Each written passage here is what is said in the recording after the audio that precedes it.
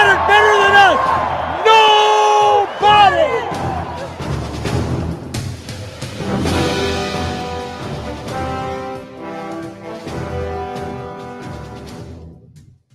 We want to focus on the things that have made us good all year long, an intensity that they can't match. And the other thing is the ultimate disrespect is when somebody takes what's yours. And this is our game, so that makes it so personal. Dominate on 3. 1, 2, 3, dominate. I need 60 minutes. 60 minutes to me. 60 minutes. No business, no mercy. Nothing but stop on the sun bubble. You got me. We're going to ring the bell. We're going to ring that championship bell. Ding, motherfucking dog!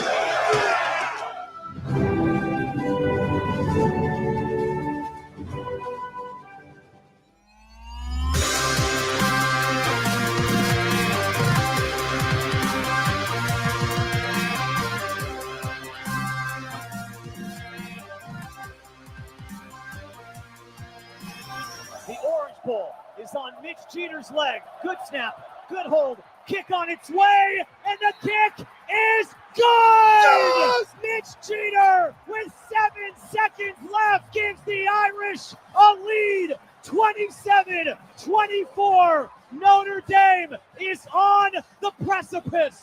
Notre Dame has won the Orange Bowl. 3rd and 16. Mahomes roll it out. Looking, firing, intercepted. Picked up by Cooper DeJean. Gets a block. DeJean is in. Touchdown.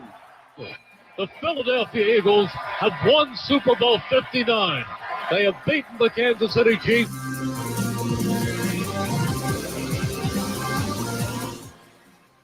And now, welcome everyone to the Huddle Up Podcast. You are looking live.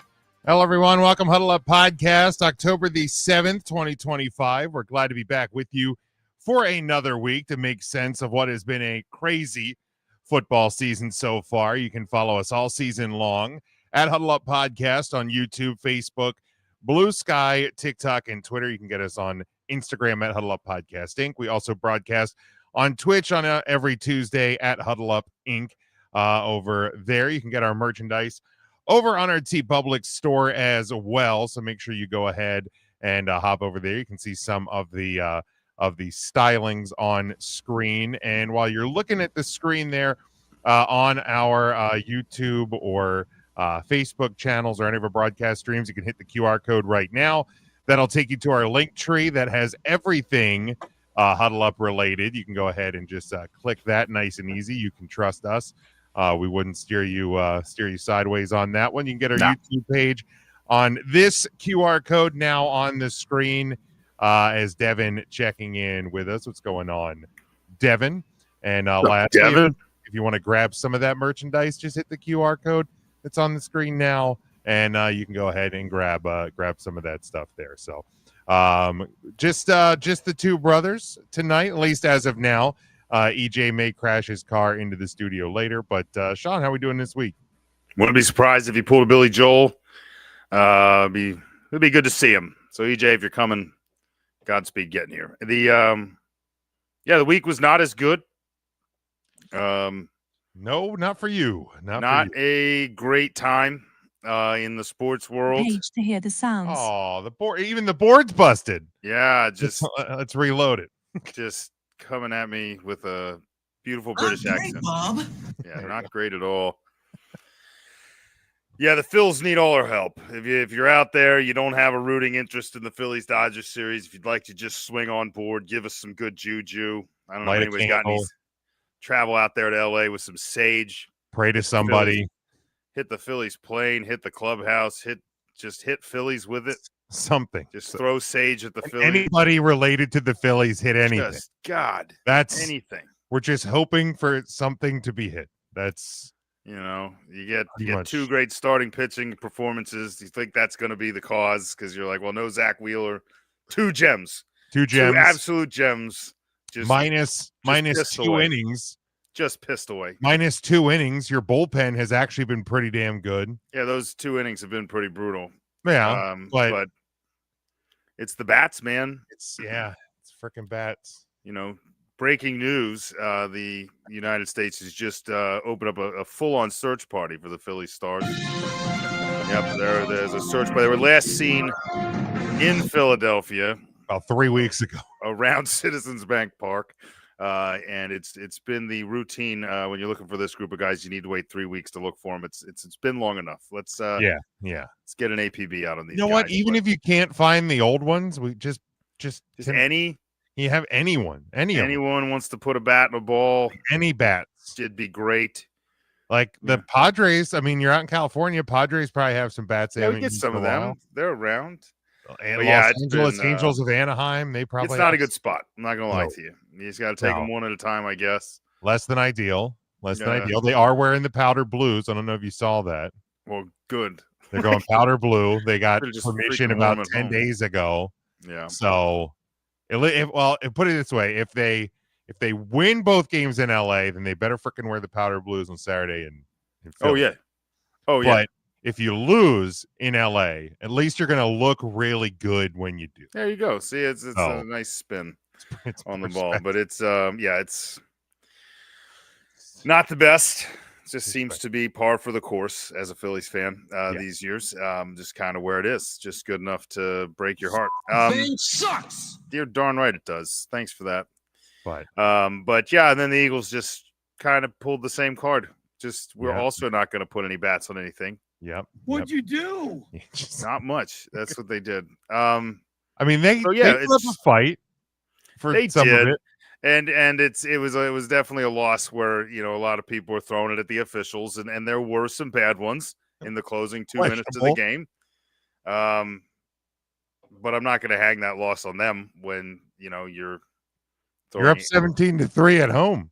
You're throwing 8 times in the second half, and you're like, it's just not. I don't get it. Something's amiss there. We'll certainly talk about that, I'm sure. Yeah, a little bit. But otherwise, cooler weather this week down here. Got a little preview of fall. God, it must be nice. It was 83 here today. Don't get me wrong. 1 to 4 in the afternoon is still brutally hot when the sun's shining. But as soon as that thing tips its hat for the day, it's a beautiful place. We've done the 40-degree mornings to 85-degree afternoons pretty regularly here this week. But nice. I think that's changing over the next couple of days. But my football weekend, really good. Yeah, baseball not so much. But football really good up here. So I got that going for me. Saturday, I felt like Saturday, and this will kind of let's just officially kick it off. Let's fire this up.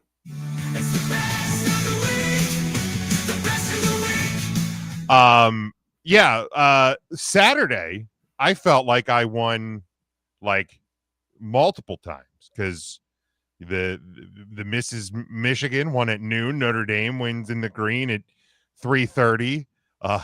Winning in green is a big deal. Penn State loses to UCLA. They're still a team. They still have a football program.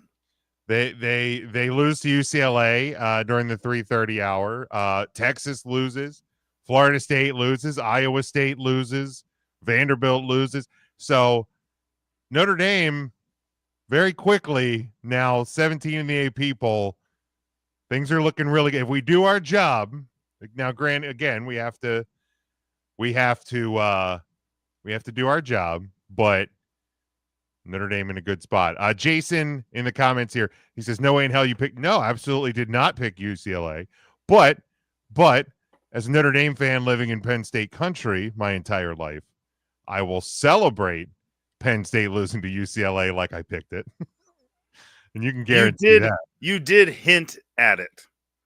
So because you did a lock and you referenced Penn State first during your lock. Yeah, my lock of the week last week was that a top 10 opponent or top 10 team would lose to an unranked opponent. So I think it started with Penn State playing UCLA. There's a couple others in there. There was like 3 or 4 games. Texas, of course, losing to losing on Saturday as well. So I think I had 2 of the 4 games. I had 50% of them. So I did lock that up. You almost locked 2.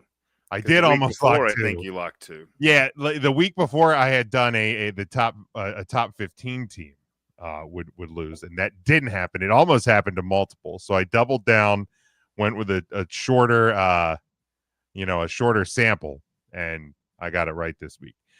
Jason here, he says, I think even if Gators lose 4 games, if they go 8-4, they're a playoff team. No, they are not. I don't think anybody's going to be 8-4. No, I don't think so. It especially, and I think it's given kind of the volatility of the games that they have lost as well. Because right now they're not even in the top 25, right? No, they are not. So yeah, that'd be a huge climb. They are, yeah, they're fighting a battle. I don't think that they get in. I mean, they would need some big games on their schedule yet to like win. Yeah, let's look at their remaining schedule like, here. Strength of schedule's good, but not once you've lost them. So they have Texas A&M this week. Then they have Mississippi State, Georgia, Kentucky, Ole Miss, Tennessee, Florida State. And they are at Tennessee and Florida State, if they're both competitive to that point, would be decent games to play. There you go. So they're 2-3. You can only lose one more. So let's just pretend that you lose to your highest ranked opponent that's left, and currently that's Ole Miss. So that would involve beating number 5 Texas A&M, number 10 Georgia, number 12 Tennessee, and number currently 25 Florida State. So I mean, yeah, I guess if you're knocking off 4 current top 25 opponents, right? You'll probably find your way in. But I don't. I would say if you're sure of it, put money on it, because the odds on that have to be insane. Yeah. Like, sure. I would imagine the betting, you could probably lay down $20 and make a good bit of change on that particular bet. Yeah. The odds have to be really in your favor there.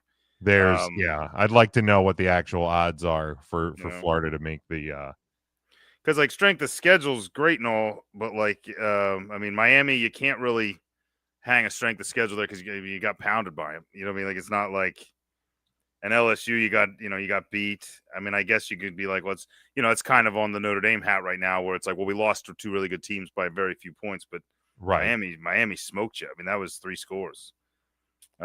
Beating Texas is looking less exciting. We'll see how they finish their season out. That loss to South Florida is going to be absolutely crippling. Now South Florida keeps winning and winds up ranked and possibly in the playoff. I guess that looks a little better, but it's real hard when you're starting to be like giving credit to the losses. Like, you can, like, these were good teams, but like ultimately in a tiebreaker situation, if someone goes, yeah, but you lost, you don't really have like, you don't really have much else. Like, this other team beat those teams. You're like, oh, right. Yeah, I guess they're better. But hey, why not? I guess I've seen crazier things. But for Gators have a better chance than Penn State, probably. I would agree. But I put them both somewhere near none. Almost zero. Yeah. Because Penn State has less. Like, Notre Dame is like sitting at 2 losses. If they win out, I'd like to think they're in based on all the other teams that keep falling. But I mean, with 2 losses, I don't at this point. I don't see how Notre Dame wouldn't get in at 10 if they just win out and then just I don't think they can afford to lose, especially with what's left on their schedule. Even if it's the USC, if you lose that game, you're toast. But like, I mean, so even the teams above them, like Oregon and Indiana, play this weekend. That's Alabama, true. Georgia, LSU, Tennessee, Missouri. There's combinations of those teams that are going to have to play. Alabama, Missouri play. They play this weekend. So yeah, teams are going to start falling. Yeah. If you really want to argue the semantics of it, I would say that yes, the Florida Gators probably have a better chance of making the playoff at this point because they have more. Oh, and he did let us know South Florida did creep in at 24. I don't know if I ever checked the whole list. Oh yes, I saw the initial AP, and I usually check out the top 10 or 15. see where we are. And then because to this point, I don't try to get too excited about any given thing because it's all fluid and everybody's going to play each other and it's nonsense. But good to see him on the rankings there. Good for South Florida right here in sunny St. Pete. Good times. But Sean, let's kick it off. What is your best of the week from this past week? Well, it'd be real easy to pick one of those, any of the teams that pulled off the upsets. I mean, the fact that UCLA gets to celebrate a football victory is that's got to be super exciting for them. Hopefully the campus is okay. Hopefully. And if not, no one will notice. So that's great. But I'm going to hang in the NFL. You got a couple options. Like I could go with my lock of the week last week, which also was successful when I guaranteed Jacksonville to win over the Kansas City Chiefs, and good for them. Game script didn't go exactly how I thought, but I thought that they found themselves in a situation where they were getting outplayed, which I did not necessarily see, and still be in the game, and they took advantage. And any of the low ball teams that found a way to win, also exciting. And one of those teams is going to get it, and I think I'm going to actually give it to kind of a middle of the pack team that finally kind of overcame a hump. I'm going to hand it to Drake May and the New England Patriots. There you go. I'm going to say, go into Buffalo in the white jerseys that everyone was excited for, and I apparently was the only one that wound up disappointed in the jerseys. Thought they looked just off. And I'm like, maybe if they unveiled them later in the season when it was snowing, maybe I'd have been more excited. Josh Allen wouldn't have been. He's like, I can't see these guys. Why did we design these? But I just did some with the silver. But what I did like is every time, and it wasn't near as high scoring as I expected. No. It was a much tougher defensive game. And to New England's credit, they played good enough defense to allow Drake May and the offense to take some time. And I thought they played a great game. And he had a nice drive at the end of the game to clinch the thing. And, that's not an easy place to do that as a division rival. And, Drake May gets to hang his hat on a division win. That is probably one of the bigger ones of his young career. So good for Drake May, good for New England. That's my best of the week. Yeah, it's a great win for them. A best of the week, not football related. The NHL back tonight, opening night of the NHL season. So we're off and rolling from now till April. So welcome back, hockey. This just in, the Flyers already mathematically eliminated. Yes, well, it was already out. So. It was bound to happen. We had a good run. Just had a real great run. Continue the week of suffering for the real great run. Also, open goalie tryouts next week if you want to. For Philadelphia sports, Sixers were eliminated last week. Sixers, they're before camp even opened. I mean the chaos machine running rampant in college football with the 5 top 16 teams going down. But mine and Jason actually has it in the comments here as well. Titans down 21-3 to the Arizona Cardinals, finding a way to come back. Cam Ward getting his first victory of his career. Yeah, very excited for Cam Ward. The Titans getting their first win. And the crazy part is, I don't know if that game says more about the Titans or more about the Cardinals. I think it says a lot about both. Yeah. Like the Titans, states of the franchise. Yeah, Titans not good, but scrappy. Scrappy, built well in the right places, and the kind of team where, kind of like Jacksonville did in the second half, like if you put them in a position to take advantage of some miscues, they're maybe capable of doing that. Are they, going to cause them on their own? Well, that's yet to be seen. But, a little confidence builder for them. That's nice. Right. They feel like they're going to be one of those teams that just is going to be a hard out a lot of weeks. So that dropping the ball before you hit the goal line, like when is that going to stop? How? Mike checking in from hey, Mikey. Yeah, man, and it's happened every week, and I love Notre Dame fans. Did I miss the Bengals for my best of the week? Did I miss them? Well, they got Joe Flacco. They got elite quarterback finally. Not the Joe they wanted, but the Joe they got. Saw a great meme of just Joe Flacco with the Thanos glove on. He's just collecting AFC North jerseys like they're Infinity Stones. Oh my gosh! The last stone is Pittsburgh. The last stone is Pittsburgh. Amazing. He's going to have to go there. He has to. He has to now. I don't care if you're 50 years old. You got to do it. Just do it. Well, they signed Aaron Rodgers, so why not? See?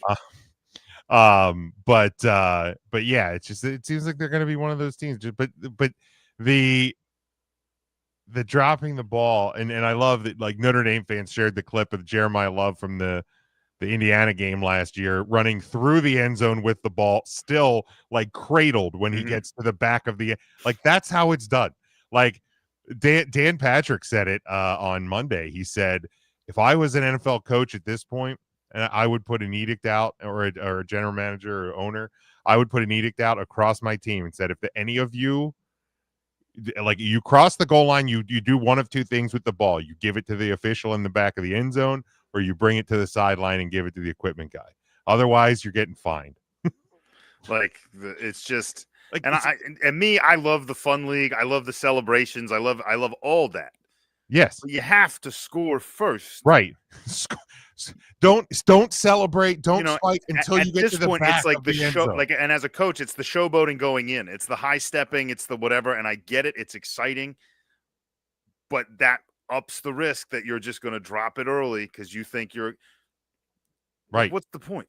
Right. Like, and I get, like, you're excited. You're probably just, and I mean, not only was that ball fumbled, like, that ball was almost like just knocked out. Like, I mean, he almost had that ball knocked out at the 2 because he's just not protecting it. It's just, man, there's almost got Don Beebe'd. Fundamentals. Yeah, pretty embarrassing. I think. I think it's as embarrassing of a collapse for Arizona as it is a huge win for Tennessee. But you were in the right place at the right time. So yeah, absolutely. But so that Jason has a couple here talking about the like the Chiefs being more of a letdown than the Ravens, because Devin said his best of the week was the Chiefs losing to the Jaguars. Very good best of the week. I mean, here's the thing: that the Chiefs still feel like they have life. They're not great. A loss like last night was. I think it's more of a situation. It just hasn't gone great. Like, I don't know if it's like I don't know if you're not going to sell me yet on like they're not. I'm not saying they're bad. I'm saying the Ravens are bad, and we'll get to that later.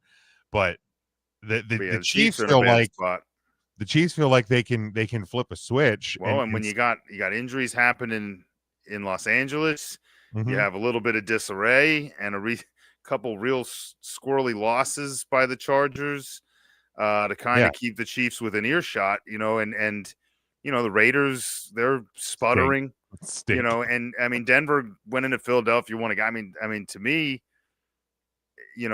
but they're beatable. I mean, they didn't play a great game against Tennessee. Nix does still make mistakes. He's still a kid. So, yeah, I mean, as long as you can move the ball against Denver, and you're not afraid to play them, I mean, those are the ones you're going to want to win. Is going to be those couple you got coming up against the Broncos. But then again, the Chiefs have the Lions. They have a pretty good Lions team. Yeah. Next. Yeah. Because like that was kind of the debate with a lot of people is are the Chiefs good? The Chiefs are about to, we thought Chiefs are about to be 3-2. And it's like, I still don't necessarily buy that they're back. Like, do something against right. Like if they go 3-3 into, if they go to 3-2, go to even if they lose to Detroit before they get Rice back, make it competitive at least. But it's like 3-3. That's more realistic, I think. Looking forward, you'll get Ray Rice or Rashee Rice back. Xavier Worthy's healthy now; he's hitting his stride. You got. The new T Swift album is out. That's I think Travis caught a touchdown, so he's all that. He's getting back online. But man, yeah, I don't believe they're out because I was talking to some buddies today and just like name the other wild card teams in the AFC. Like, and I don't know that there's a ton really pushing. They might not win their division. Like they might fall short of the Broncos or the Chargers, but saying that they have no shot to be in as a wild card would be, especially in would be silly. Especially in an AFC picture that's pretty bleak right now. Yeah. If the playoffs started today, your number one seed would be the Indianapolis Colts. Just so Danny Dimes would get to take a week off. And the New York Giants just lost to the Saints, so enjoy that, Giants fans. Yeah, one of my favorite internet conversations. internet post of the weekend was a guy that was like, I'm a Giants fan, and I'm trying to explain to my girlfriend that we just lost to the worst team in football. And she said, I thought the Giants were the worst team in football. Well, no. I was like, well, now it's up for debate. No, So, that's also the Jets. So The goddamn Jets. So yeah, if there's a city having a worse weekend in sports than Philadelphia, it might be New York. Well, I was gonna say because the Mets are already out. Couldn't happen to a better place. Obviously the Jets and Giants stink. The Yankees are just getting blasted. Although right now, only 2-1 in the top of the third, but the Blue Jays have 2 on with a guy at the plate and only 1 out. So that grand slam in the game, God. that was one. It was one of the best. Talk about best of the video week. clips, man. That was one of the best baseball video clips from the crowd reactions to his reaction to the team. The whole thing was like that's vintage, electric, man. It was like Joe Carter '93. Like that city went nuts and really set a tone for the series. So I don't.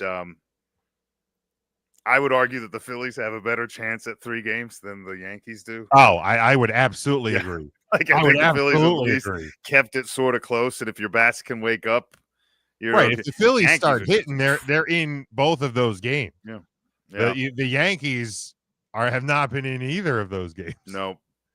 So, oh boy, and then he just fly ball to the outfield, dropped. God. 3-1 Blue Jays. All right, so that's going to wrap up our bests of the week. Thank you for bringing those in the comments as well. And then before we get into the games this weekend, Sean, obviously we talked about the losses, the upset losses. Oh, sure. In college football this past weekend, but I think the two that really kind of stand out are Texas losing to Florida and Penn State losing to UCLA. And, you know, which of those losses is more damaging to the program? Well, it's an interesting question. I mean, I'm sure that Jason here and his Florida Gators wouldn't want me to even insinuate that losing to Florida is anything close to losing to UCLA, and I'm not going to. I mean, Florida. Do I think Florida is a great football program? Not right now. But do I think they're way better than what UCLA has going on? Miles.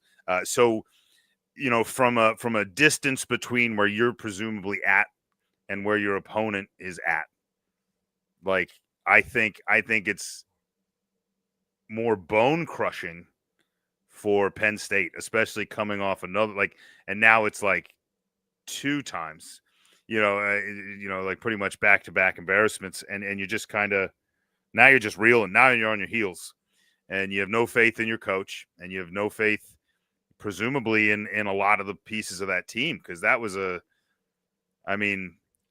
weren't supposed to be the best defense in the country, and you lost your best pass rusher to the NFL. I get that. But, I mean, if you're going to presumably compete for a national title, you can't be giving up 40 points in Southern California. Like, you just can't do it.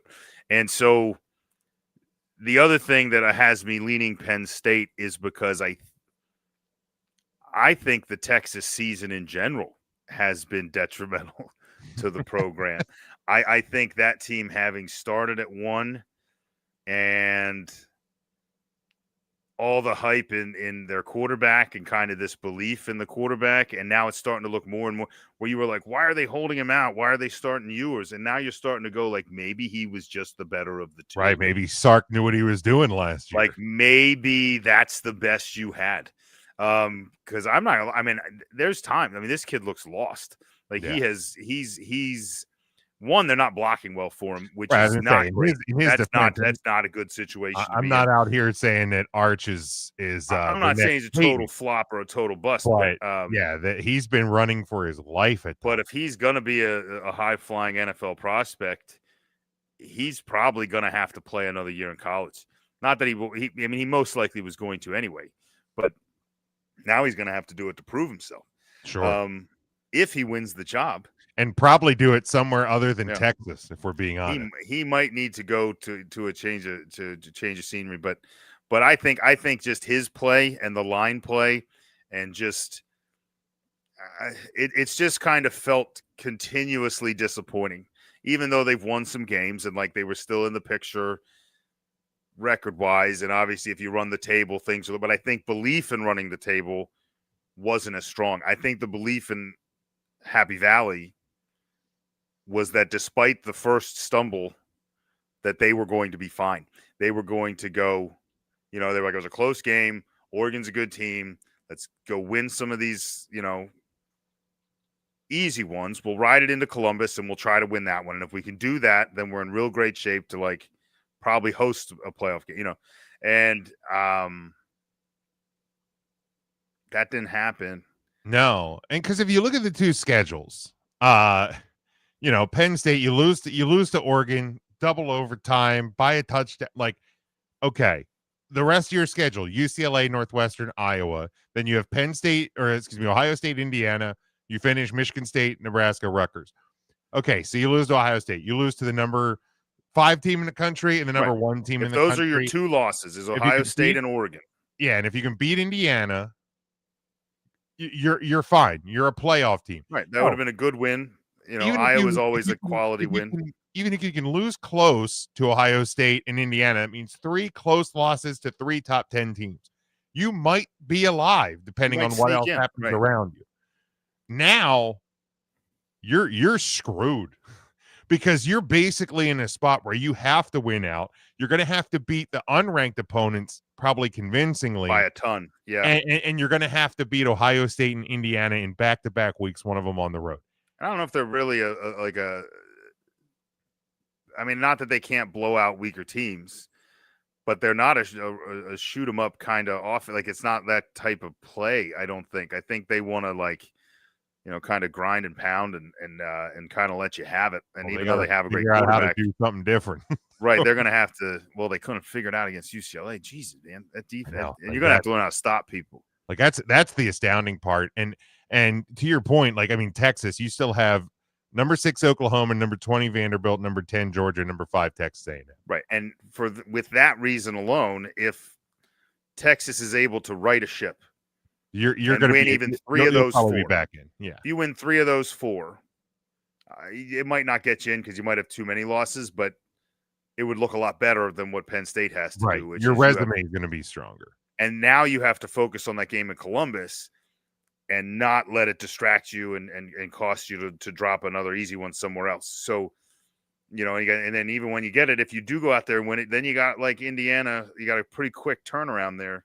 to play another very good team. So, I don't, for a school called Linebacker U to go out and play defense poorly was, I think, bone cry. Like, I mean, you're going to have, I'm not going to say everybody's going to decommit after one game. But if Franklin didn't know where the door was before this game, they've showed it to him. Right. They're like, it's over there. We're not making you move to it yet. But we've moved your coat rack closer to it. Yeah. Is what we've done. For sure. And I think it's just more damaging too, because, Florida's, they're a team that has been close in some big games against SEC teams and good ACC teams. Like, you have an interim UCLA coach, a former quarterback coach who's the first, Rick Neuheisel's son, your first game as OC, and he's in the post game saying that multiple times when he was calling the play in to the quarterback's helmet, he didn't have his headset turned on because he hadn't practiced using it. So you literally got dropped 40 points dropped on you by a team whose offensive coordinator wasn't communicating plays into the quarterback. So what, the kid was just calling his own plays? I guess. Where they were using hand signals. Like, was there someone on the sidelines like, just do this? But yeah, like he said in the post, he's like, multiple times I didn't have my microphone turned on. Okay, well, first of all, you don't need to tell everyone that. I think that's what I think you do. I think that makes it look even better. What does it matter to them? They just beat Penn State. They just pummeled them. You're like, let me tell you how embarrassing this really is for you. Hey, you want to know what's really bad? If you're Penn State, quarterback didn't get half the plays called into him. He didn't even have a play. He just said go. He just snapped the ball and went off instinct. run around and get open. Maybe that helped. Maybe Penn yeah, State's maybe this just, wasn't on film. Where'd that but guy yeah, just it's and for Penn State, I mean, they're trying to Franklin's piece it been together. there. Like every time the guy cuts, it's right next to the Gatorade cooler. That's like, You know, run to the Gatorade cooler, cut. Franklin's been there over a decade. One Big His Ten numbers are title.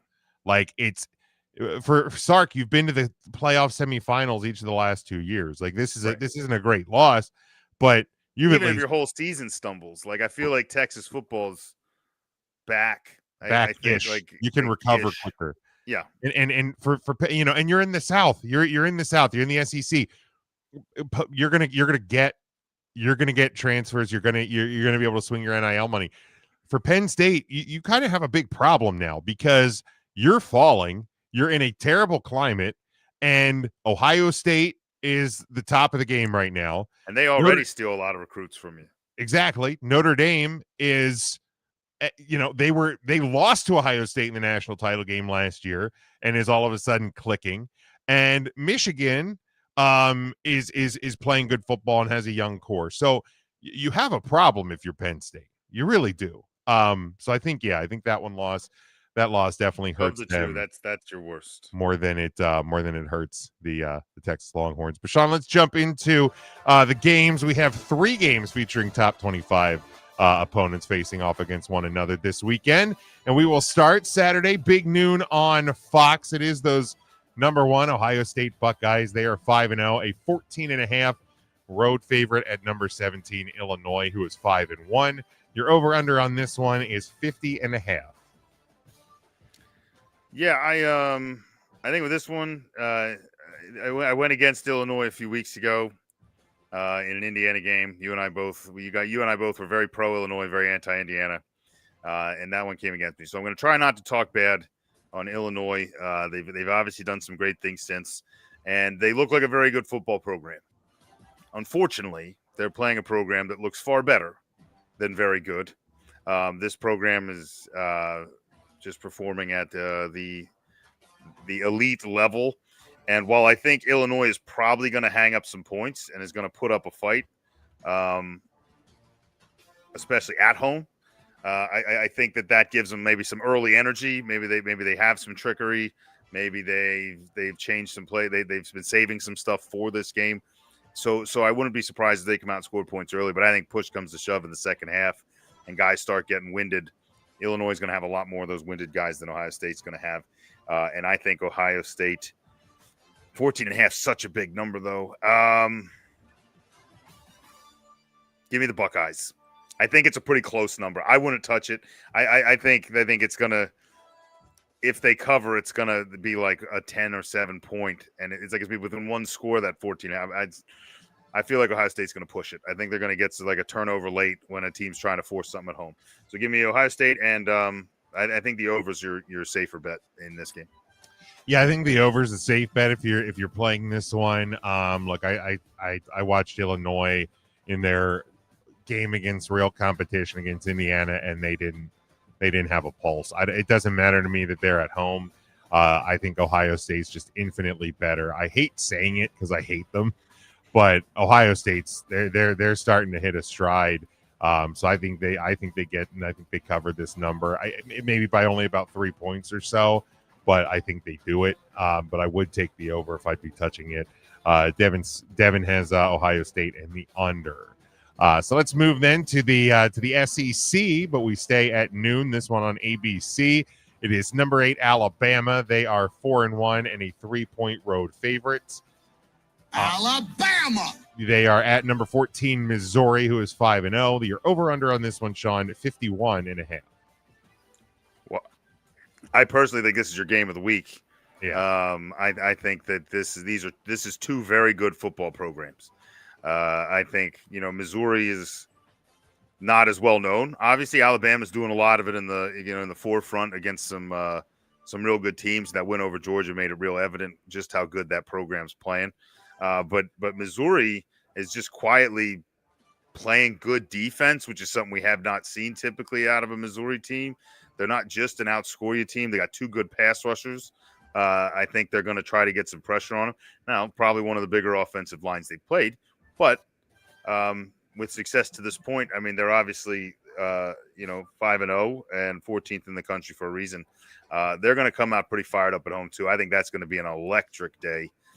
They've never hosted a team in the top 15, or at least not while they were. This is the first time that's happened in Missouri, and that place is going to be fired up. And I think that's enough to provide enough energy for Missouri to keep this incredibly close. I'm actually surprised the spread is only 3. I thought it would be Alabama by a bit more. So I would have really liked Missouri to cover. I just, unfortunately, I don't know that they will. I don't know if you can cover 3. Right. It's real tough. I could see this one being 3 and just pushing. But in fact, if you gave me 3.5, I might take them to cover. But I'm going to take Alabama. But I think it's going to be a lot closer. I think a lot of people are going to look at this game and think it's just going to be a roll tide kind of game, and I don't think you're going to get it. I think Alabama is going to win by somewhere between 3 and 10 points. Alabama! But it's going to be something like 37-27, 37-31, something along those lines, and that will push it over. Yeah, again, I think the over is smart here. Devin has Alabama and the over. Look, I know they beat Georgia. I still think that has more to do with Georgia than it does Alabama. I don't. Very well, maybe. I don't buy in. Like 3 weeks ago, it was Kalen DeBoer is going to get fired. Now we're top 10. Roll Tide roll. They're back. Everything's fine. I don't think everything's fine. I think there's still problems with this Alabama team. Oh, sure. And again, I think the Georgia loss was more about Georgia than it was about Alabama. I think Alabama, good, not great.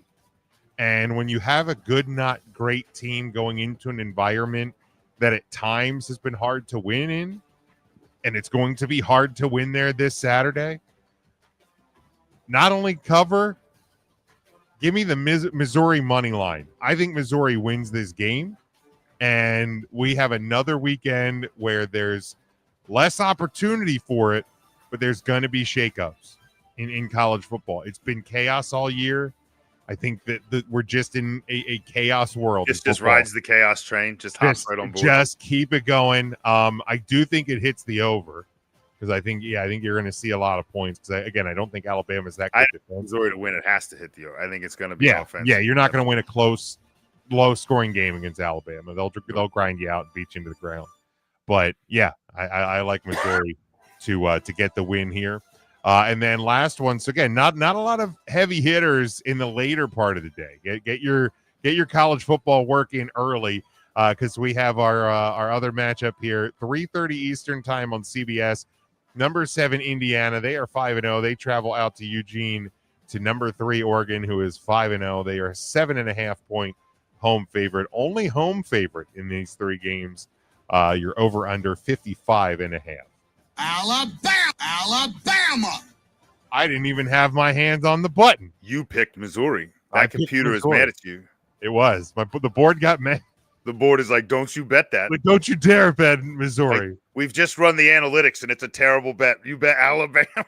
So those of you listening, well, board, I have one thing to say to you. Technology gods. Go buck yourself. You did.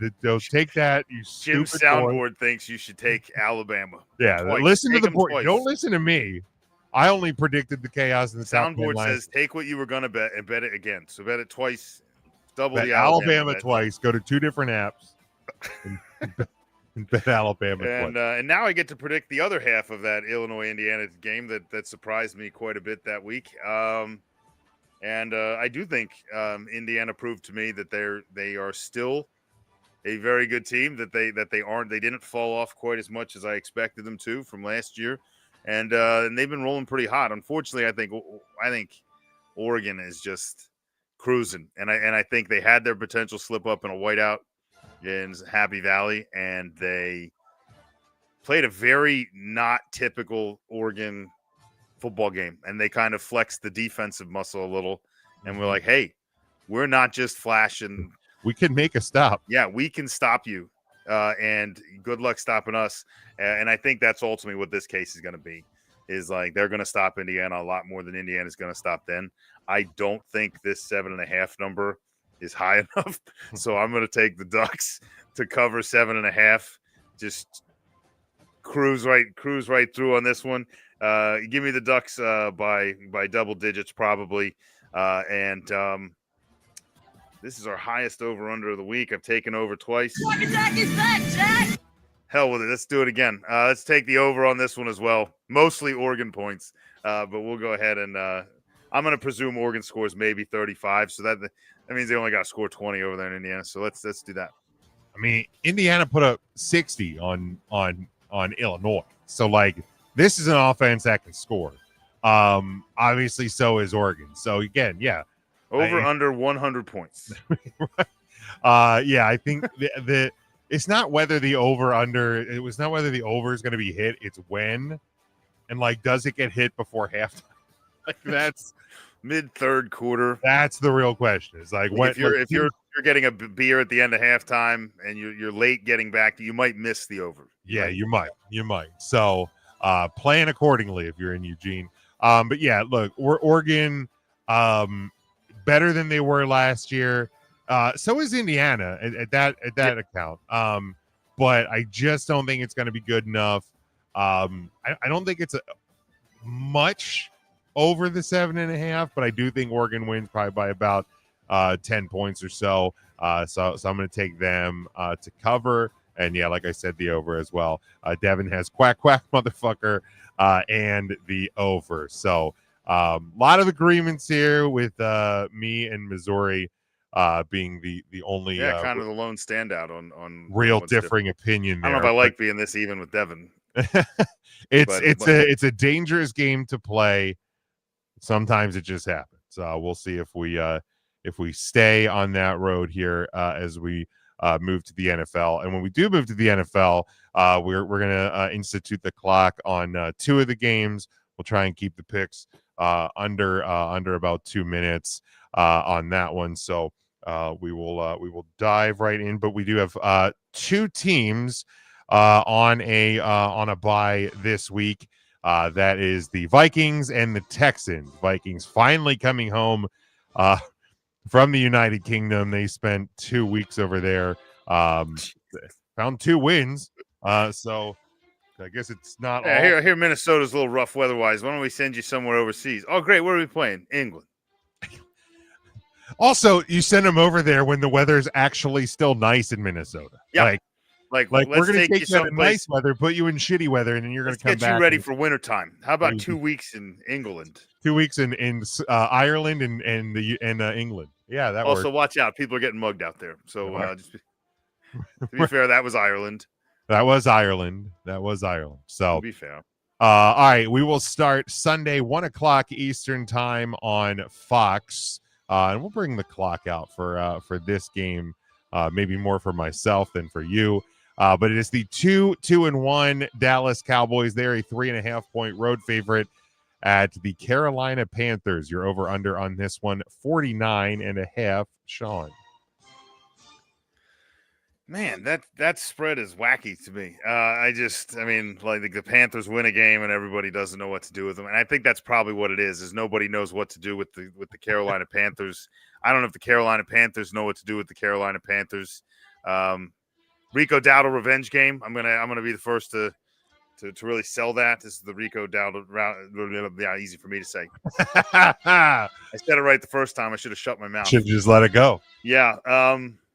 Panthers look like they're waking up a little bit. I think they've got the running game going. They do have a tight end out of Notre Dame playing for them now. 2 of them actually. Yeah, they got a Tremble and Evans. Yeah, they got a rookie coming in. Has 2 touchdowns, I believe, in 2 weeks. That was my surprise waiver wire pickup a few weeks ago. So that was very exciting. And the good news for the Panthers is the Cowboys defense is still the Cowboys defense. So I think there's a lot of variables in this game.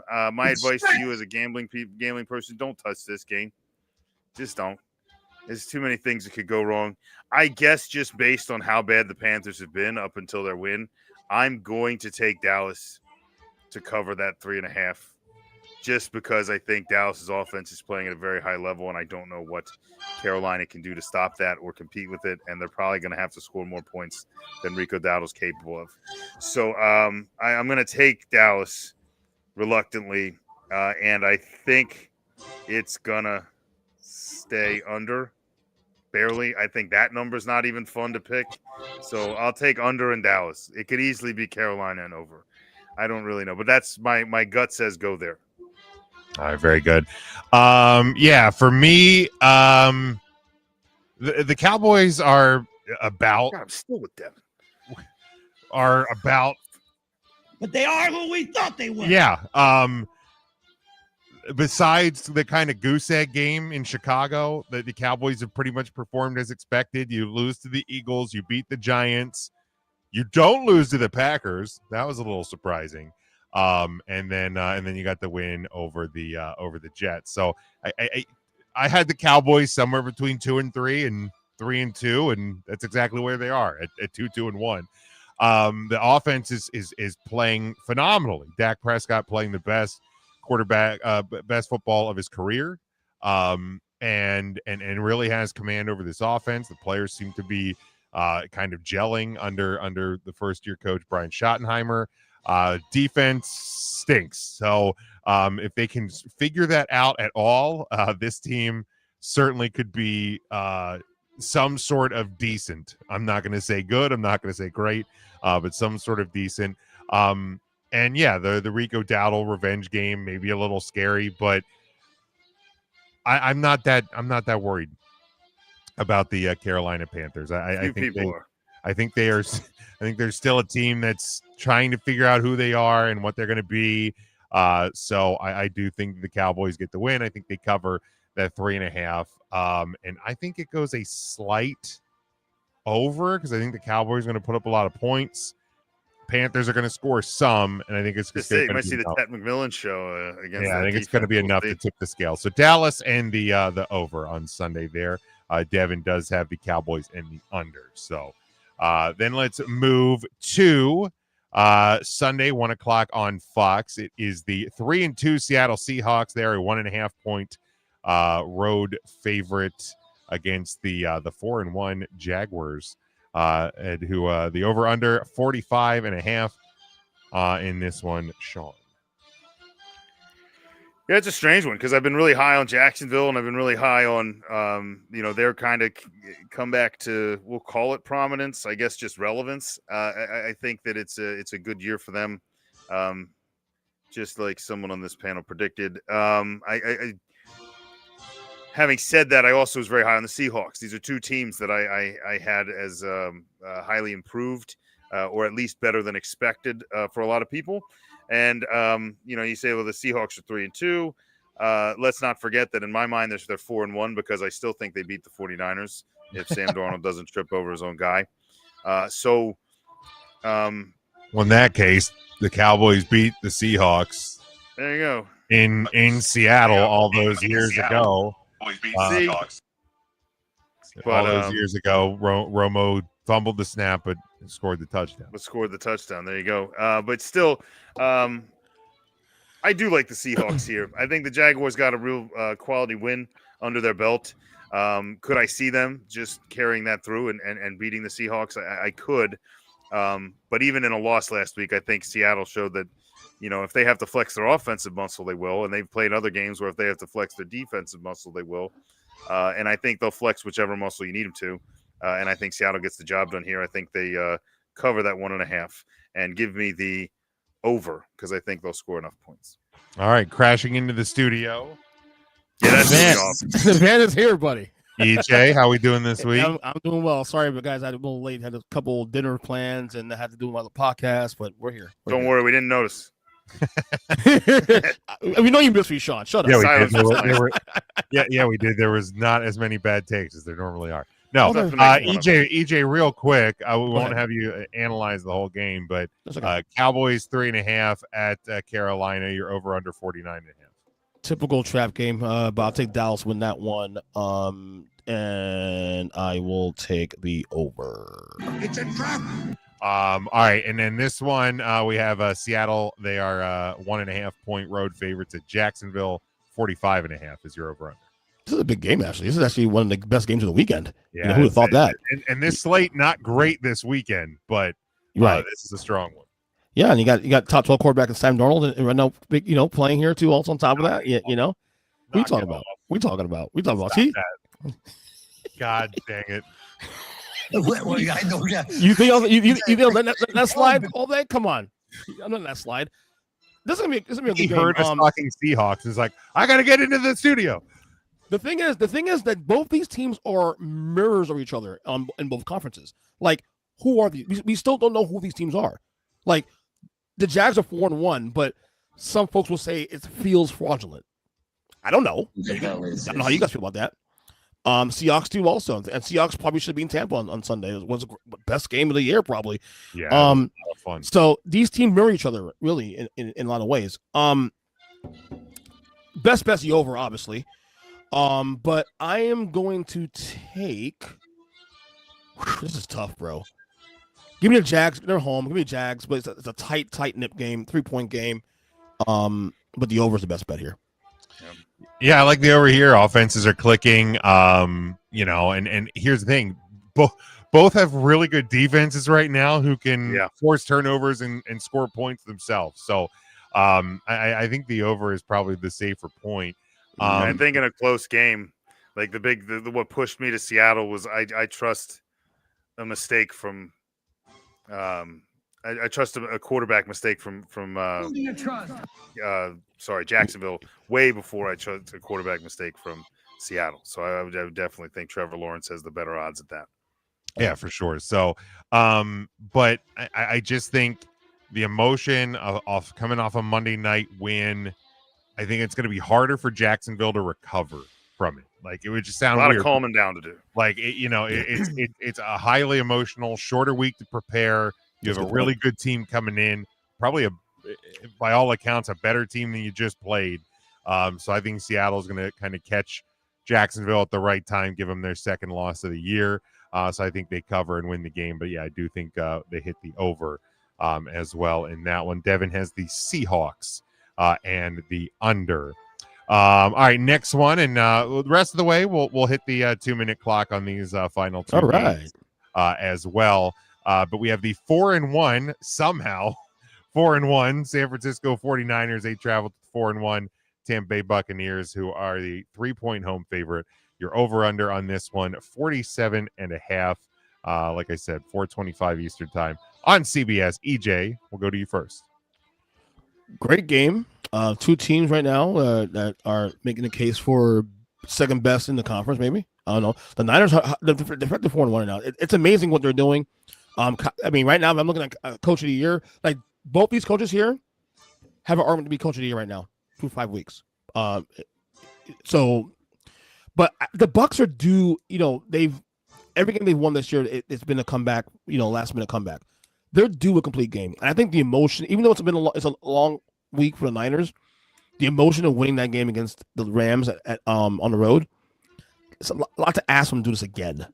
And I think the Bucs are due a complete game. Give me the Bucs here to win this game and cover, and I will take what do I have here?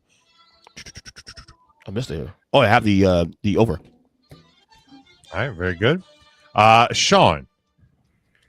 Yeah, I mean, it's definitely two teams. I mean, you talk about two teams that have kind of mirrored each other in an ability to kind of snatch victory out of the jaws of defeat. Both teams have been doing that all season. And, sometimes it's the mark of a lucky team. Sometimes it's the mark of a good one. I think it's going to take us several more weeks to kind of figure out which of those each of these teams are. But man, the 49ers really got fortunate in that, and you're right, it was an emotional win. But man, that was just play errors, coaching errors. There's a lot of things going wrong on the Rams side of the ball there. Mm-hmm. They're a Kyron Williams touchdown away from another loss that in my head still feels like one, but it wasn't. They're 4-1. They're looking good. I think the Buccaneers are looking better, especially at home. I think I trust the Buccaneers coaching staff right now more. I trust Baker Mayfield way more. I saw a comment in here. I guess the students have arrived here in Tampa. So Emeka Egbuka, I don't know about best wide receiver in the league, but best rookie receiver. He's definitely certainly the best receiver in Tampa, and arguably right now the best wide receiver in Florida. I think through 5 weeks he has a case of being right the best receiver in the league. He's up there. Through 5 weeks. A lot of the guys that you would say are better just aren't showing it, and yeah, he's making a very strong case. So Godwin's going to be healthier. Give me the Buccaneers. I'd say cover the 3. I think they're going to easily cover the 3, and I'm going to take the over because there's going to be a lot of points, obviously. So let me go ahead and do that. Very good. Devin in the comments has the Niners and the over. EJ, you're talking about these two coaches, Coach of the Year candidates, Shane Steichen and Liam Cohen would also like a word. No, I agree. I agree with that. Yeah, if you're doing top 5, they're definitely top 5. Yeah. Yeah. There's going to be some shaking out there that'll happen, but yeah, looking at this game, you got to give credit to the Niners, again, much as I dislike them as a team, and they are doing surprising things to still be at 4-1. But that bubble's got to burst somewhere. And when you're coming east, I know it's not a 1:00 game, but you're coming east against a really good team at home. It's going to be a tough environment to play in. I like the Bucs here, and I like them a lot. I actually think it stays under. I think the Bucs defense is going to make some plays over a banged up offense. Bucs are going to score points. I don't think the Niners score enough to get it over, and we still don't know. Mac Jones looked like he was in a bad way with his leg last week.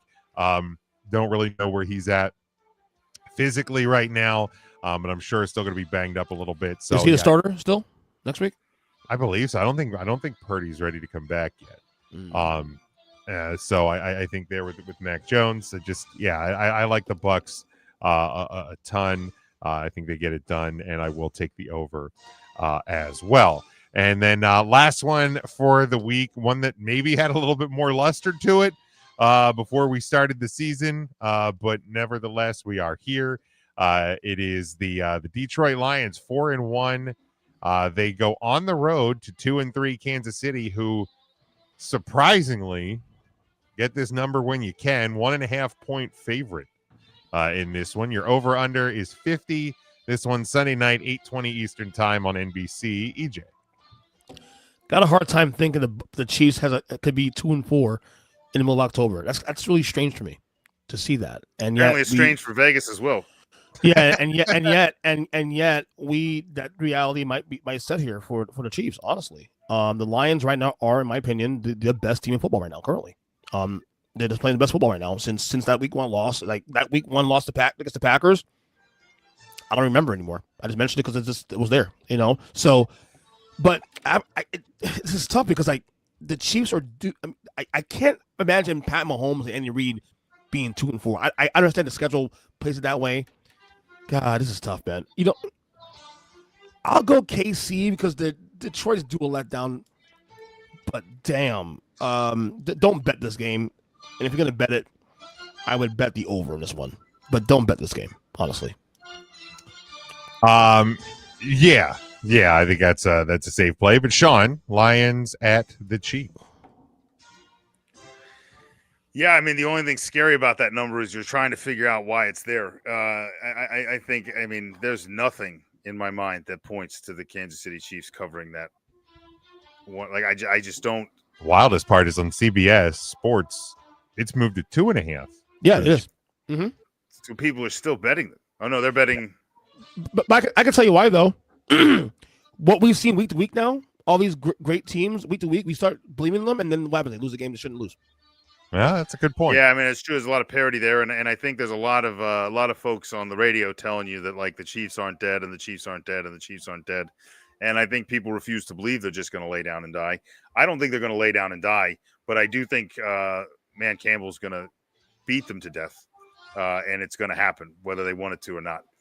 Like you said, the Lions are playing as good a football as anybody in the league. I think their defense is playing great. You don't have Rashee Rice back yet. I get it. The offenses look better. But you haven't pass protected super well. And if you're not going to do that against the Detroit Lions, you're not going to have time to scramble. You don't scramble against Dan Campbell. That should be a slogan. yeah, I just think the Lions have too many weapons to stop. And I don't care if it's in Kansas City. I know that's probably 6 of these 6 points instead of 3 anywhere else. So give me the Lions. Give me Man Campbell. Give me who I think is the best team. And if the Chiefs find a way to beat them, good for them. But I don't think this game buries them either way. I think the Chiefs still have a legitimate shot at the playoffs, even if they go 2-4. I agree. But I think they're going to have to prove themselves because I think they're going to be 2-4. Playoffs? Yeah, I don't think, especially in a division that, the Chargers haven't run away with it yet. So you're even Not at at 2-4, you're still alive. Chargers do, luckily for them, have the advantage of a couple of 3 division wins already. Devin has the Lions and the over.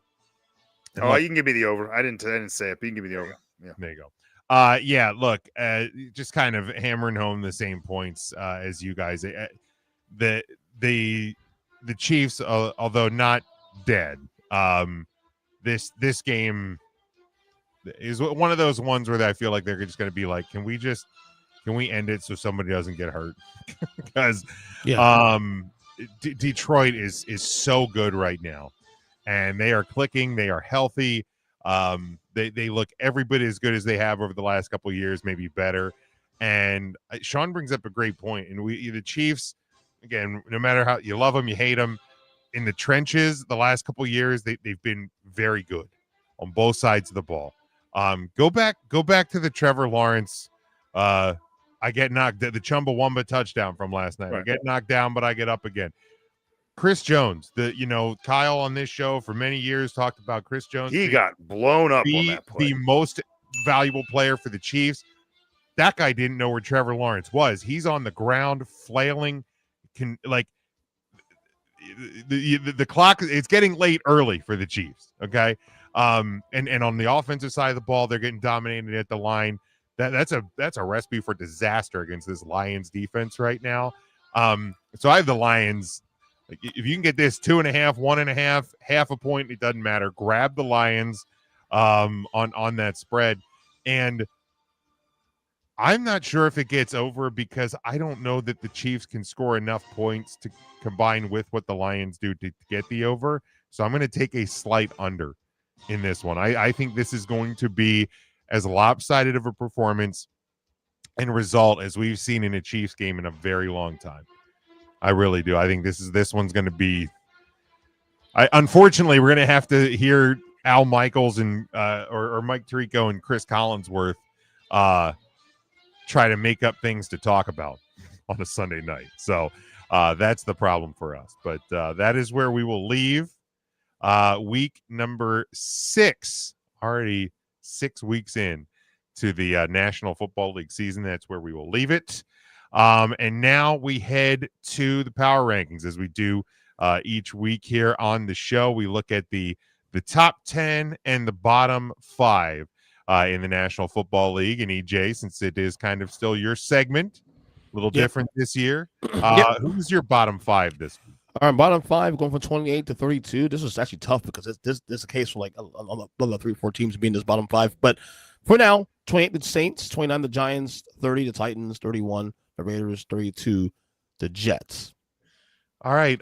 Mike has Saints at 28, Ravens 29, Dolphins 30, Browns 31, and of course the goddamn Jets at 32. Sean. All right, I've still got the Dolphins in here as well. I'm kind of with Mike on that. I think they're still just real bad. There are a lot of teams that could be tossed in with them. The Saints haven't quite grown their way out of here yet. You can win a cheap game, but I still know who you are. Glad to see both New York teams just settling on the bottom here. Giants, I'll keep the Titans just below the Giants for now. Super excited for Cam Ward, but we'll keep him down there. And the Jets, the goddamn Jets. Just proving that once again, 0-5, never out of reach in the city of New York. So, and like the sad thing is the first on that one. The sad thing is, and the first 3 of those like felt winnable, and then I mean, take away a couple of junk time touchdowns, and you just were nowhere in the same stadium as the Cowboys this week. So it feels like it's getting worse before it gets better for the Jets. I have Saints at 28, Ravens 29, Dolphins 30, Giants 31, and yeah, you know the deal. I fell asleep last night when the Ravens were my bottom 5. But yeah, so here's the deal, man. I had the Ravens at 28 last week. I was the only one that had them in my bottom 5 last week. They lost pretty bad again. I had to move them down. I get there's injuries on both sides of the ball, but they weren't playing very good before injuries happened. So the Ravens. The sad thing is, like, if Lamar gets healthy and you start to play a little bit better, I mean, you're only 2.5 back from the Steelers. You still have 2 games against them. You're not dead. I think odds on favorite still to win the division. So you can get back in it, but you're a bad team. Those odds are going to shift a bit with Joe Flacco in Cincinnati. They're going to shift a little. They are. Probably more in favor of the Baltimore Ravens. The wild part is if Shedeur Sanders takes the trade to Baltimore, he's your starter there now for a couple of weeks. Imagine that. Joe Flacco probably doesn't get traded to Cincinnati, and maybe they make a deal for like Russell Wilson or Kirk Cousins or something. But wild how that whole thing's played out. But yeah, do I still think the Titans are one of the worst teams in football? Sure, but you know what? You got to win. Giants lost to a really bad team. I'll pull the Titans out for 1 week. I'm sure they'll find their way back in at some point. Devin says you're not going to hear any arguments from him about the Dolphins. Time to move on from Mike McDaniels. Yeah, I think it's a matter of when, not if, for the Dolphins at this point on that. I'm shocked he's still in the job right now. Honestly, I'm really stunned. I said on Sunday after the game, like that's a game that you lose your job for that game. The way he lost that game, I lose my job now because you can't jump. And I'm sitting here at 9:00 and 9:30 at night here on a Tuesday, and he's a job still. It's fucking crazy. Yeah. He looked pretty dejected coming off the field there. I think there's a couple of games now where it really could kind of happen at any week. You have a Chargers team that's beaten up and kind of struggling a bit. Cleveland Browns, Falcons, Ravens before you start the month of November against Buffalo. So I really do kind of feel like any of these next 4 weeks really could be the final. Are you, real quick before we go to top 10? Yeah. Are you guys Ravens done for good, or are you still getting a sliver of hope? No, I do think there's still hope there. The problem is you even if Lamar gets back and your offense starts clicking, your defense is bad, and I don't know how you. It has not been good. Bad and banged up. I think that side of the ball is more permanently banged up, right? Like some of those are season enders. I think I heard. So I mean, But here's the deal. Here's the deal. I look at their schedule. But the Steelers aren't real, right? No, they're not real. But here's the thing. Here's the thing for the Ravens. You have the Rams this week, then you go on a bye week. You come out of it against Chicago, Miami, Minnesota, Cleveland, and the Jets. Those, maybe minus Minnesota, are all winnable games. And then you get into a division stretch of Cincinnati, Pittsburgh, Cincinnati. From now till the middle of December. That buys them a lot of. Boy, it would be something for them if they could find a way to beat the Rams. Now, I don't know that I would pick that. I wouldn't. But if they found a way to do it, they're actually not sitting in a real bad spot, because I think if you start to win some, like if Lamar comes back and you win a couple games and you start to get a little confidence, maybe you do reach out to some teams about some defensive players, right? Yeah. Maybe you do have the opportunity to get a pass rusher you're missing or a defensive back you need. Maybe you just go sign one of some decent names out there. Sure. I was looking at the free agent list recently. I'm like, man, you could go do something. But yeah, it might be an interesting spot for him. Unfortunately, I think it's going to go the other way. I think you're going to lose to the Rams, and then you're going to have to start piecing your life together. Yeah. I think that's probably where they're headed. So, I mean, coming out of the bye week for the Steelers, I mean, they sure they have Cleveland and Cincinnati, but those games, especially Cleveland, have been kind of a thorn in the Steelers' side. Oh, absolutely. Then they have Packers, Colts, Chargers, Bengals, Bears, Bills, Ravens. So like there's a lot of losable games. There's in that some stretch losable for games for Steelers. Pittsburgh. So I'm not. It feels weird to have a team this close to the bottom of the NFL on my list, but I'm not counting the Ravens out. But I wouldn't. I still think they have some of the best talent on paper. They just have got to talent. And as we said too on the show 2 weeks ago, that their schedule will lighten up. Now, again, my biggest concern is more so not even Lamar Jackson. It's more so getting guys back in the fold. Yeah. So still alive, still breathing, but the priest is on speed dial. This just in. Joe Flacco was already sacked and is out for the season. Already sacked. Did Browning just get benched? He got hurt. No, I saw they cut the guy who was their backup, right? So I think they're bringing. He's still there. They're just bringing in Flacco now. One would presume it's to be the starting quarterback. I don't know that they've said that, because I was like, well, is there a chance he's just there in case Browning flubs up? And I'm like, why would you bring him in, right? Well, I mean, what'd they spend for him? Like a 6th round pick? Dude, a pick swap, pretty much. Yeah, I mean, you gave up like a 5th for a 6th or vice versa. I think they gave up the lower one just to get Flacco out of Cleveland. Here's what's weird, though, about the Bengals. Like, your season is you still technically can make the playoffs. So why aren't you going for a Russell Wilson or Jameis Winston, a quarterback that actually can compete? So there you go. Like, Mike, Bengals fan, exploring all options. Doesn't make any sense. Like, why don't you go after a quarterback like Russell Wilson who can actually probably steal you some wins and keep you? Well, Jamar Chase is lobbying for Jameis Winston, especially in the AFC that's really weak right now. That if you could put on at least 3 or 4 more wins on the board before December, you get Burrow back in December and you can make a run to the playoffs. It makes no sense to me. I mean, but didn't Flacco also have a team in the playoffs like 2 years ago? I mean, yeah, but that's 2 years ago. His age is 2 years. Yeah, is 2 but years. That's what I'm saying. 2 years is 2 years. Yeah. Is a reliable arm that knows how to get the ball out, how quick he has to get the ball out. It knows how to make decisions, and I think that's what you're seeing with Browning is you have a quarterback who's not analyzing the quick decision. Flacco's going to get the ball to the playmaker. Tell you one thing, I love the ceiling for Mike Gesicki and anybody playing tight end for the Bengals. I'll tell you that right now. Get me someone over the middle. Mike also adds about the Ravens. They were trash defensively before Lamar got hurt. They'll still be trash defense. Absolutely. And that's the part that for the Ravens, like the offense can be as good as it needs to be, but can the defense find any sort of a pulse? Like I'm not writing them off yet, but if their defense can't find a pulse, they won't get back in. Yeah, as you said, they're on lifeline. So that's a good point. Flacco beat the Packers formerly.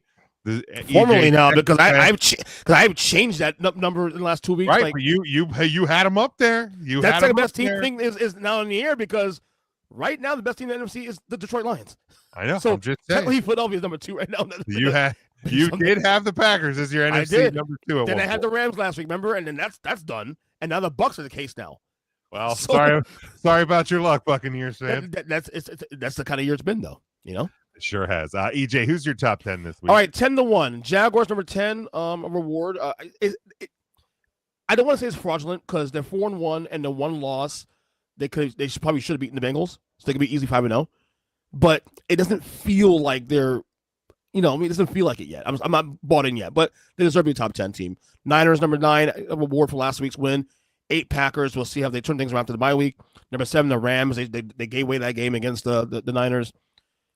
Number 6, the Broncos. Honestly, Bronco fans, I apologize. I believe in you guys. I was one of those guys before the year started. You guys are a little overvalued. I believe in you guys now. I will call myself to the floor and admit myself, yes, this is a real team in the AFC. Number 5, the Colts. Again, I said week 1, we saw things that were sustainable, and we're seeing it continue to sustain itself. And look, the AFC to me is wide open because number 4, the Bills. The Bills are the best team in the conference, but there's no real separation between them and anybody else in the AFC, which is a bad sign because it's Josh Allen a bust. Like right now, if you ask me right now who's a better team overall between Buffalo and Indy, I might go Indy. Well, only one of those two teams has a defense that has a pulse, and that's the Colts. And a consistent running game right now. Yeah. So there you go. 3, the Bucks. They got the in my opinion right now through 5 weeks the MVP of the league in Baker Mayfield. Number 2, the Eagles. Look, I feel like the Eagles are sleep. I'll ask Sean the question. Did it feel like even up 17-3 there was a sleepwalking? I think the hard part is a lot of people try to find a team's pulse using like the offense, right? I mean, that's obviously typically where the pulse is, and I don't know if that's where the heart of how Philly wins games lies, but it typically is a measuring stick, and to this point, it's just so inconsistent. And whatever's going on, like they don't have a talent problem at all, but they clearly have some sort of coordinator or communication problem. I don't know. I mean, this was a guy that was promoted from within. He was supposed to be a Jalen Hurts guy. He was supposed to be an A.J. Brown guy, a keep everybody happy guy. Well, no one's happy, and nothing's working. So I don't know at what point. I mean, it's hard to, at one loss, to panic. Yeah. But I think there's got to be a point where even if you're winning games, you're like, look, pal, this isn't working. And as a GM or someone, Roseman's got to step in and be like, somebody else call the damn plays for a game and see what happens. Right. Also, test something out, because it's, I mean, what did Saquon Barkley have? 6 carries? I was going to get there right now. That can't work. Your needs 15. Your formula should not be 38 attempts by Jalen Hurts. A.J. Brown should be getting the ball thrown at him 15 times, and Saquon Barkley should be getting the ball in his hands at least 15 times. If that's not happening, you're not running the offense correctly. Especially because a team in Denver whose strength is pass rushing. Right. So what are we doing here? Saquon Barkley stems as a problem. You have a 2,000-yard rusher a year ago 6 times. Now, given one of his touches was a reception for a touchdown, and that's fine if you want to make some of his touches receptions in certain matchups. But, man, let the big boys push.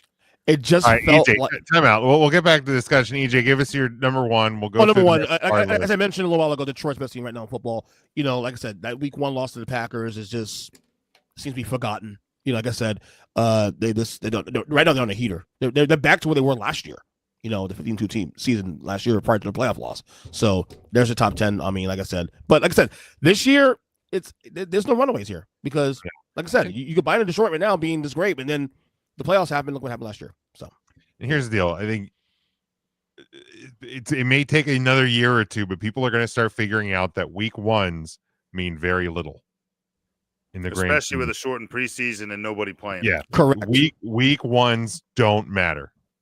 I'll leave it at that. Mike, on his, he has a 49ers 10, Steelers 9, Jaguars 8, Chargers 7, Packers 6, Colts 5, Bucks 4, Eagles 3, Bills 2, and Lions 1. Sean. I've held on to the Rams. I still have the Rams in. I think they could have easily just won that game and just not been here. Brought the Commanders in. I think getting Jaden Daniels back and kind of seeing what he did for that offense. And I thought the defense played better a little because of it. I think they're right back in it. Give me the Niners here by default. I don't think they're here because they have 1 loss. That's the only reason they're here, not because I believe in them. But slightly more than Pittsburgh. Then I got the Broncos, who you now believe in, the Jaguars climbing right up the ranks, at least for now. And I got the Buccaneers in my top 5. Eagles have fallen to 4. Some of that is out of anger. And then I have, you don't got to tell me, EJ, about the Colts being a better team than the Bills, because I've already put them there. Give me the Colts at 2 over the number 3 Bills, and then Man Campbell's Lions at number 1, which, by the way, EJ, if the playoffs started today, I told Jim before he joined the show, your number 1 seed, the Indianapolis Colts in the AFC. It's insane. Shane Steichen, as Jim said. My top 10, I still have the Rams at 10, 49ers 9, Jags 8. My Chargers plummet to number 7, Packers 6, Bills 5, Colts 4, Bucks 3, Eagles 2, and Lions 1. Anybody want to talk about anything? Well, Dan Campbell's not upset with all this. I respect what Sean did with the Colts. Honestly, you're seeing things that are just like, okay, we're down in the middle of October now, and we're seeing things that, hey, this is a really good team. Daniel Jones is playing with himself. It's not super flashy. It's not super exciting. It's football. It's balanced football on both sides of the ball, and it's not asking Daniel Jones too much and watching him do it very well. They quietly have the highest point differential. They do. I was going to bring that up. It's my favorite stat, Jim. Thank you for saying so. But yeah, point differential for the Colts plus 74. And I gotta be honest, if I do this list again, I would actually flip the Colts. Although even after a week 1 debacle with Green Bay, the Detroit Lions are plus 62. In case anyone was wondering. Yeah, honestly, if I do this all over again, I would put the Colts to the Bills. Because here's the thing with the Bills too. Also, who have they played this year?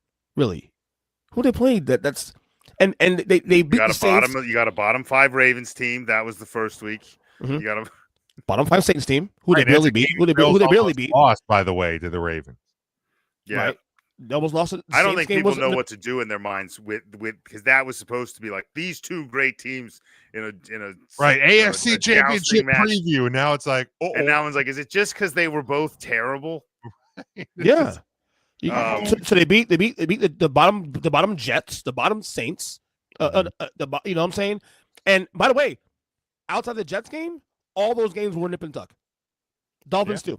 Dolphins also. Right. I mean, they have a plus 40. You know, like so you're winning games in 5 games. That's less than 10-point margin on average. We got if we're judging Buffalo as a Super Bowl contender, we got to look at them a little more suspect, if you will. It's Josh Allen teams that I'm questionable on. The one-loss teams that I'm questionable on, like the 49ers, their point differential is only like plus 8 or something. But the Steelers are minus 2. But the Niners have an excuse though. They do. They had guys out. A better quarterback than their starting quarterback. I don't think that's an excuse. They're finding ways to win. Unlike the Ravens, unlike the Steelers. Look, the Steelers. Yeah, they found a way. It's Mac Jones. Yeah, right. Mac Jones is how you win, not Brock Purdy. He's Brock Purdy or right. The Steelers feel a little fraudulent. We got to see a stretch. No, they're fraud. I think if that schedule that Jim read off is the stretch, we're going to get our moment to see how real they are. Yes, exactly. I thought for sure the worst differential in the league would be the Titans, and they're at minus 68, which is really terrible. But only one team worse, the Cincinnati Bengals at minus 71. Oof. The bottom fell out. This has been a literally. They're just like, look, just score. Like it's fine. The sad thing is, like, because I think. Even at 4-1, and yes, they're finding ways to win. They beat the Rams. They beat Seattle week 1. I think if you play Seattle last week you probably lose to them. I think Seattle. Yeah, I agree with that. But and I mean, it's the one that I allude to every week where Darnold is leading him right down the field, trips on his face. But like when you look at the Niners schedule, I mean, they play at Tampa this week, but then after that, Atlanta, Houston, Giants. Then you got the Rams again, Cardinals, Panthers, Browns, Titans. They I don't think the Niners are very good, but they have so many winnable games. Yeah, who's going to stand? God dang. And now over your last 3 weeks of the year, you have Colts, Bears, Seahawks. Your final 3 have two big ones. So those other teams in that division have to hang with them because and I think Seattle will. You're not going to have a shot. I think Seattle will, but my goodness, the Niners have a pretty easy road. And we said that before the year started, that they should win north 11 games just because of the schedule. Or if you take Christian McCaffrey out of the picture, that's a very different team. Wow, that's right. And we had to bake that in too. Also, he I hate to say it, he will get hurt at some point this year. Yeah, and to be fair, Seattle passed the Jags this week. Very similar road. Houston, Washington, Arizona, Rams, Titans, Vikings, Falcons, Colts, Rams, Panthers, Niners. So the West opponents are on the easier side. A little bit of a slimmer schedule. So a little slimmer there. But yeah, Colts playing extremely well, and they're not scraping by against the bad teams. They're winning pretty convincingly.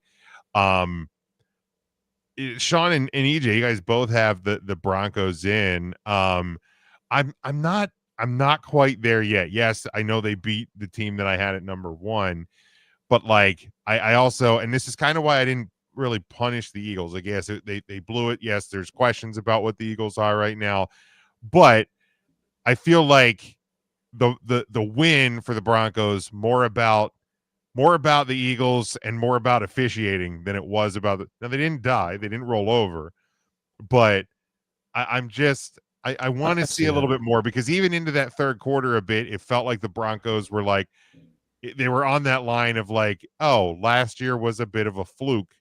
So I'm just not quite there yet with the Broncos. You talked to the guy that came to the year once again saying that they felt overvalued. But what I had to do is reassess the entire year on its head and forget my feelings on it and just watch the games. And they should beat the Colts. They got screwed by the fucking penalty late in the game. So they have games they were the Chargers game too also had a lead late. So they're two bounces away from being 5-0 right now. And so when you assess the entire scope by 8 too, so like right, but as you said though, I'm using words against you, buddy. Week 1, fair. It was a week 1. It was a week 1. So I mean, and again, everybody, what we're learning this year, 5 weeks in, is that everyone's going to have a bad loss on their schedule. This is what it is, or either a bad loss where it's bad, it's a bad Cowboys, Bears, right, or just a bad. Well, the Bears are probably better than we think they are. We'll see after the bye, but like I said. I just think the Broncos, reassessing everything we've seen now, and this is what Bo Nix was saying, he hasn't played that great either. Yeah. And to be fair, so like, in the years past, we've talked about tiers. Right now, I feel like the Lions are my clear-cut number 1. There was no question there. Like Eagles, Bucks, Colts, maybe Bills are kind of in the next grouping. Packers, Chargers, Jags are kind of in that next group. And then that 9-10, like I kind of battled over it. Like it was like, okay, Seattle, I had it. I almost wanted to keep Seattle in the 10. I had them at 10. They lost to a really good team. But then I was like, well, do I sneak the Broncos in and bump the Rams out? Yeah. Do I keep the Niners in? I feel like I have to because they beat the Rams. So like I was battling over the 9 and 10 spots. So like the Broncos are probably hovering in that 11-12 area with the Seahawks. So they're not far out. I just wasn't quite ready to throw them in. If we're just evaluating the 5 weeks alone, what we've seen so far in 5 weeks, the Lions are tier 1. Yeah. That's it. Okay. However, who do I trust more? Bigger picture? It's going to be Philadelphia still. Because again, defending champions, Detroit has melted down in the playoffs. We've seen it. That's that. Until you prove it to me otherwise, I can't, Well, injuries haven't helped the Lions either. So I think the key there for them is going to be help. But right now, through 5 weeks, Detroit has been it's the clear best team in football right now. Clear. Yeah. But yeah, and I don't know if it's just because there's been other years, obviously, where this segment has brought out heavy emotions and feelings because there's been kind of, I think, a clearer picture. Even at week 6, like I feel like there's been clearer pictures this year with just as chaotic as everything has been. Like there's nothing on anybody's list that feels egregious. Like Sean has the Packers out. Mike and I didn't move them because they were at 6. They had a bye. Teams above them lost. I was like, I'm not really going to punish the Packers where they are. They are where they are. But you don't have them in. That's fine. EJ have them at 8. That's fine. Like some of us have the Jags in. Sean has the Commanders. Cool. Like there's nothing. And even when you're looking at the bottom 5, like there's differing opinions. Ravens are in some. EJ right, and I have a small chunk of teams just out that are sneaking in. They very easily find their way in. Like there's nothing. It feels so chaotic. I feel like I'm trying to anchor, my stake in quicksand. Like there's just nothing. There's nothing to grab onto right now. Besides the Lions at 1. Yeah. And again, this is the beauty of the season. The puzzle is still being put together little by little. We think we know, but we don't know. I know nothing. And if week 5 touch anything, is that damn. We still don't destroyed know my parlays. I had parlays running, and I thought after the first 1 o'clock games at halftime, I was looking pretty, and those same favorites end up losing altogether. Philly and Miami screwed me. So Achan having 16 yards rushing is what popped one of mine. I only had him getting 50. You couldn't get 50, and yet that coach is still coaching this week. Yeah, unbelievable. Any other thoughts on the rankings before we close? I think we're good here. I think we've exhausted it. All right, yes. Very good. And so that now we're going to close it up as we do each and every week. You better lock it up. You better lock it up. No, you lock it up. You lock it up. Lock it up. Lock it up. All right, we look ahead to the weekend that will be, and we pick one thing that will happen this weekend. Sean, what will happen this weekend? Well, you were right about a sloppy slate of games. I was like, man, let's go out on a limb here. What do I say? The Colts beat the Cardinal. I mean, they're all very easy ones. Sucks. Yeah, it's not the best. And as much as I want to just be like, oh, Chiefs are going to lose, I think we all think that. I'm going to go out on none of these limbs are big enough. I'm going to go out on a bigger limb than I planned on. The Tennessee Titans and Cam Ward, hot off their first win of the season, his first win of his career, sitting at 2 touchdown passes for the year, are headed to Las Vegas, Nevada, to take on a abysmal right now struggling Las Vegas Raiders team. Yeah, and I'm going to lock it up that on the road, he not only doubles his touchdown performance for the season with 2 touchdowns in this game, but the Titans win. They're second in the row and just climb their way right out of everybody's bottom 5. Lock it up. So what's the old quote? Like, gentlemen, this is a win. You get another one, that's 2 in a row. You find a third one. That's a winning streak. I love that movie. Part 2. Part 2. So we're almost there. We're 1/3 of the way there for the. I'll be honest, Sean. 1/3 of the way to a winning streak. Here we go. Yeah. God, the Phillies. All right, EJ, what will happen this week? Now, gotta be honest, like I know there's some couple bad games here, but there's still a lot of compelling games here. Like even the Bears Commanders Monday night game. I'm looking one for actually could be a little bit fun. It's very intriguing game. Is this another 2 Monday night? Yes, it is. Yes, it is. Dang it! I'm not a fan. Yeah, but it's 2 again.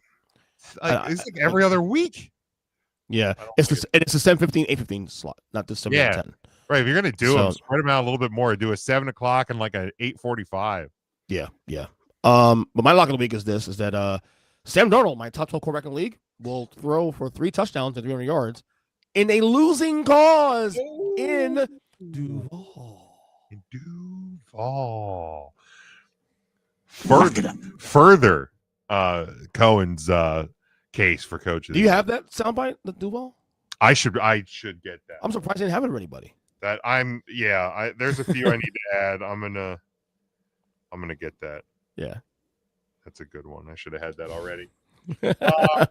And mine. So I little behind behind the curtain here. So I have the YouTube TV on my thing here, and I had the triple box going because I had the Penguins beating EJ's alleged Rangers. I had the Yankees Blue Jays, which is all of a sudden tied at 6. Yeah, is that Judge home run right now off the I post? did. I saw that, and then I had the Mariners beating the Tigers, but the replay of Big Noon Saturday from this past week, Michigan beating Wisconsin.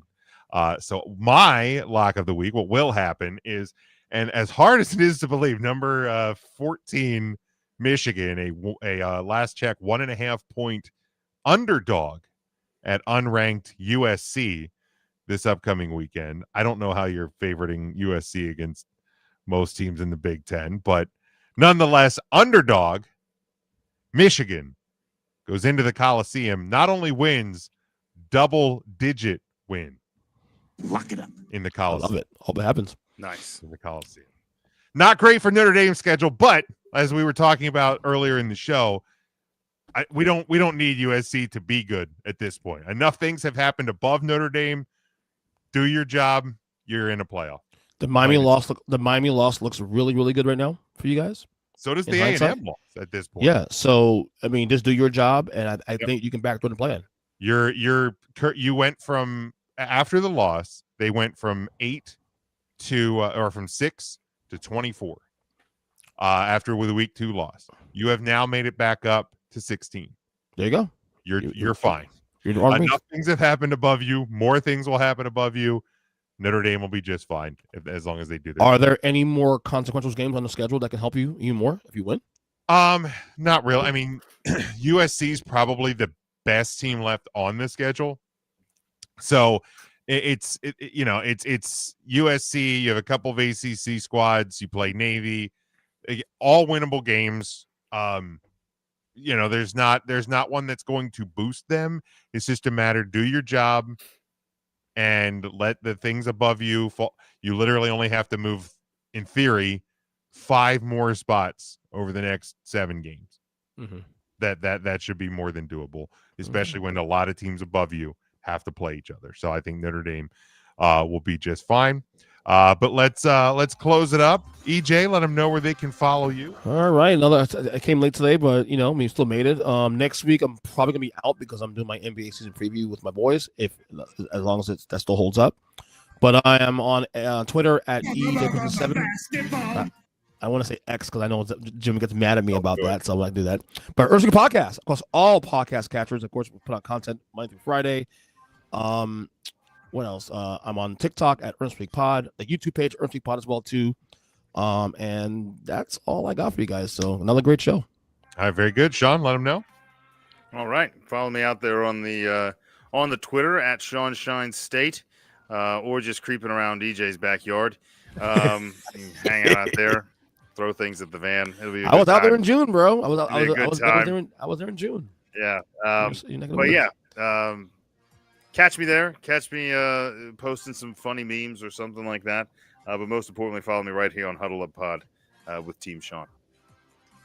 Yeah, you can get me at Big Jim Sports on Twitter and Blue Sky.